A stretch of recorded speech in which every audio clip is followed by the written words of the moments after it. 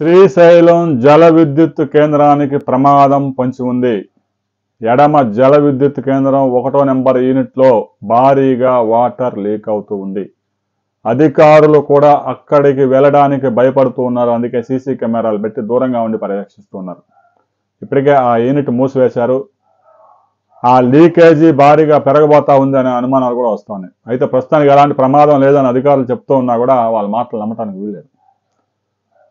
గతంలో కూడా శ్రీశైలం ప్రాజెక్టు జల విద్యుత్ కేంద్రాలు 2 వరదల్లో మునిగిపోయి దాదాపుగా 800 కోట్ల రూపాయల నష్టం జరిగింది. రోసయ్య ముఖ్యమంత్రిగా ఉన్నప్పుడు కర్నూలు నగరం కూడా మునిగిపోయింది. ఇక శ్రీశైలం ప్రాజెక్టు నిర్మాణమే ఒక క్లిష్టమైన ప్రాంతంలో అప్పటికున్న టెక్నాలజీని ఉపయోగించి నిర్మించారు. ఇప్పటికి కూడా శ్రీశైలం ప్రాజెక్టు ఆధునిక దేవాలయంగా వెలుగొందుతుంది. జల విద్యుత్ కేంద్రంగా ప్రారంభమైనప్పటికీ శ్రీశైలం బ్యాక్ వాటర్ ద్వారా దాదాపుగా 12 లక్షల ఎకరాలకు రాయలసీమకి, తెలంగాణలో అనేక ప్రాంతాలకి సాగునీరు అందుతుంది.